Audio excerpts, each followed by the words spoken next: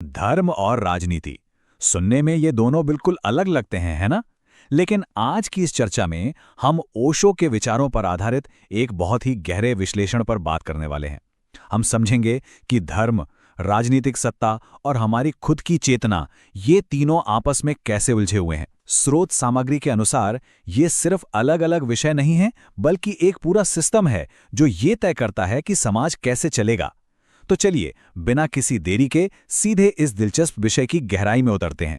अब सबसे बड़ा सवाल जो हमारे सामने आता है वो ये है, सत्ता आखिर समाज को कंट्रोल कैसे करती है? ये कोई आम सवाल नहीं है, बल्कि एक ऐसा प्रश्न है जो हमें अपनी पूरी सामाजिक व्यवस्था पर गहराई से सोचने के लिए मजबूर कर देता है। स्रोत सामग्री हमें बताती है कि धर्म और राजनीति, ये दोनों ही बहुत बड़ी ताकतें हैं और ये अक्सर इंसानी व्यवहार को दिशा देने के लिए आपस में टकराती हैं। तो क्या हमें सिर्फ बाहर के कानून कंट्रोल कर रहे हैं, या फिर हमारी अंदरूनी भावनाओं का भी इसमें कोई बड़ा रोल है? आइए देखते हैं कि इस पूरी प्रक्रिया को कैसे समझाया गया है। अगर हम ओशो के नजरिए से देखें तो सच्चे धर्म की परिभाषा हमारी आम समझ से बिल्कुल अलग है। इसका किसी भी बाहरी संस्था, संप्रदाय, मंदिर या मस्जिद से कोई लेना देना नहीं है, बिल्कुल नहीं। स्रोत सामग्री के अनुसार सच्चा धर्म पूरी तरह से एक अंदरूनी यात्रा है। इसके सिर्फ 4 मुख्य स्तंभ हैं: जागरूकता, प्रेम, ध्यान और करुणा। आप इसे किसी पर थोप नहीं सकते। ये तो बस खुद को अंदर से जगाने और पहचानने का नाम है। जो इंसान खुद को जान लेता है वही असल में धार्मिक है। बाहरी कर्मकांडों का इसमें कोई रोल नहीं है। वहीं दूसरी तरफ अगर हम राजनीति की बात करें तो ये बिल्कुल उल्टी दिशा में काम करती है। किताब इसे साफ तौर पर सत्ता का खेल कहती है। जहां धर्म लोगों को जोड़ने की बात करता है, राजनीति अक्सर उन्हें बांटने का काम करती है। ये किस पर टिकी है? डर और लालच पर। और सबसे दिलचस्प या शायद सबसे चौंकाने वाला तर्क जो यहां दिया गया है वो ये है कि राजनेता कभी नहीं चाहते कि आम जनता की चेतना का स्तर ऊपर उठे। क्यों? क्योंकि एक जागरूक और सोचने समझने वाले समाज को डराना या कंट्रोल करना बहुत मुश्किल होता है। सत्ता के लिए तो एक डरा हुआ समाज ही सबसे मुफीद होता है। तो अब आप देख सकते हैं कि इन दोनों के बीच कितना गहरा विरोधाभास है। एक तरफ धर्म है जिसका इकलौता मकसद है मुक्ति, आज़ादी। ये एक इनर जर्नी है, एक आंतरिक यात्रा।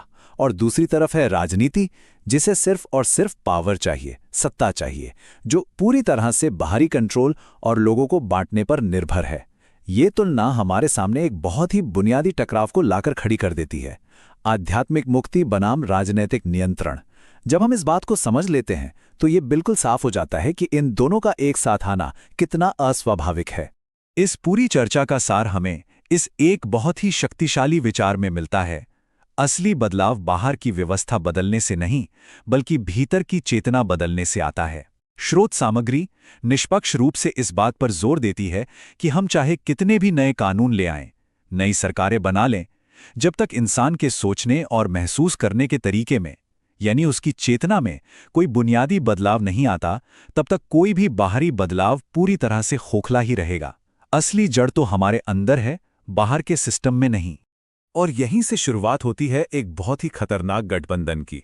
इतिहास गवाह है कि जब भी धर्म ने सत्ता की चाहत रखी और राजनीति ने इंसानी भावनाओं का फायदा उठाना शुरू किया, तो हमेशा तबाही ही मची है। जब विशुद्ध रूप से आंतरिक माने जाने वाले धर्म को राजनीतिक सत्ता के लालच के साथ मिला दिया जाता है, तो ये गहरे पाखंड को जन्म देता है। मूल पाठ इस बात पर खास ध्यान दिलाता है कि जब राजनेता लोगों को कंट्रोल करने के लिए उनकी धार्मिक भावनाओं का इस्तेमाल करते हैं, तो समाज की जड़ें हिल जाती हैं। यहीं पर आकर धर्म अपनी आत्मा खो देता है और सिर्फ सत्ता का एक टूल बनकर रह जाता है। अब इस गठबंधन के नतीजे क्या होते हैं?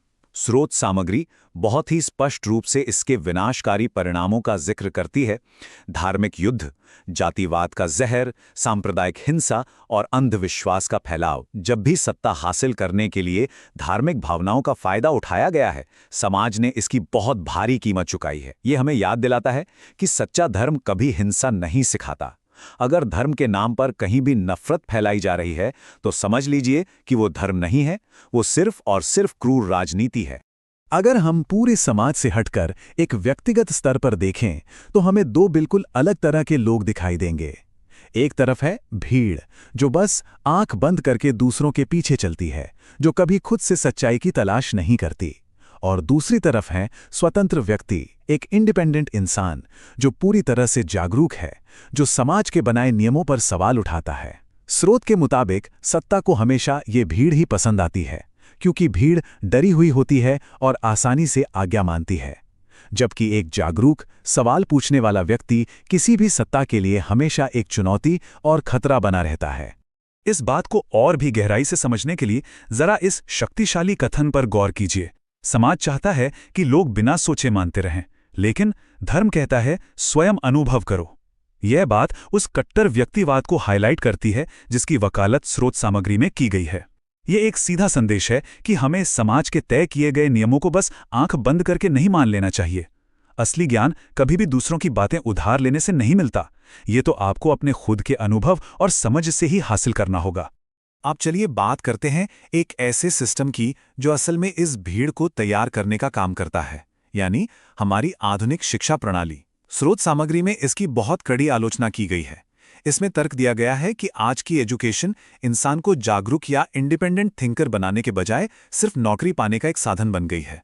ये युवाओं में सिर्फ भयंकर कंपटीशन और बाहरी तनाव पैदा कर रही है। बच्चों को खुद से सोचने की कला सिखाने के बजाय उन्हें बस चुपचाप एक बने बनाए सिस्टम का हिस्सा बनने की ट्रेनिंग दी जा रही है ना सोचने वाली बात? तो फिर इन सब का समाधान क्या है? अगर राजनीति और हमारी शिक्षा व्यवस्था भी काम नहीं कर रही है, तो स्रोत सामग्री हमें एक बहुत ही क्रांतिकारी कॉन्सेप्ट देती है, आध्यात्मिक क्रांति। दुनिया की सबसे बड़ी क्रांति कोई राजनीतिक क्रांति नहीं है जहां बस सत्ता एक हाथ से दूसरे हाथ में चली जाती है। बिल्कुल नहीं, ये एक आंतरिक आध्यात्मिक क्रांति है जिसे ध्यान के जरिए हासिल किया जाता है। ये एक ऐसा अनोखा विद्रोह है जो किसी बाहर वाले दुश्मन के खिलाफ नहीं है, बल्कि अपनी ही अज्ञानता और अपनी ही अचेतन अवस्था के खिलाफ है। तो ये आध्यात्मिक क्रांति आखिर काम कैसे करती है? इसके पीछे एक बहुत ही तार्किक क्रम है। सबसे पहले ध्यान के अभ्यास से इंसान का मन शांत होता है। जब दिमाग का ये शोर कम होता है तो समाज, भविष्य और यहाँ तक कि मृत्यु का डर भी कम होने लगता है। अब जब डर कम होता है तो स्वाभाविक रूप से आपके भीतर प्रेम और करुणा बढ़ने लगती है। और फाइनली इस पूरी प्रक्रिया के बाद इंसान पूरी तरह से स्वतंत्र हो जाता है। जो इंसान अंदर से इतना शांत और स्वतंत्र है, उसे कोई भी राजनेता, डर या लालच आसानी से मैनिपुलेट नहीं कर सकता। इस पूरी आंतरिक प्रक्रिया से जन्म होता है एक नई तरह की चेतना का, जिसे ओशो नया मनुष्य या द न्यू मैन कहते हैं। ये नया इंसान न तो किसी धर्म का अंधा भक्त होता है और न ही किसी राजनीतिक पार्टी का गुलाम। इसके बजाय वो पूरी तरह से जागरूक है, प्रेम से भरा है और एकदम स्वतंत्र है। वो अपने फैसले खुद लेता है। स्रोत सामग्री इस बात पर बहुत जोर देती है कि जब तक इस तरह के जागरूक और स्वतंत्र इंसान नहीं होंगे, तब तक एक बेहतर और शांतिपूर्ण समाज की कल्पना करना भी बेकार है। पुरानी चेतना से नया समाज कभी नहीं बन सकता। तो चलिए अब तक की पूरी चर्चा को एक जगह समेटते हैं। स्रोत सामग्री की मुख्य शिक्षाएं एकदम साफ हैं। पहला, सच्चा धर्म कोई बाहरी लेबल नहीं है, ये पूरी तरह से आपके अंदर की यात्रा है। दूसरा, अगर स्वतंत्र होना है तो सवाल पूछना शुरू कीजिए। तीसरा, ध्यान ही वो टूल है जो आपको असली आंतरिक शक्ति देता है। चौथा, हमेशा उस राजनीति से सावधान रहिए जो धर्म को एक हथियार की तरह इस्तेमाल करती है। और सबसे अहम बात, नफरत और विभाजन कभी धर्म नहीं हो सकते, केवल प्रेम ही एकमात्र सच्चा धर्म है।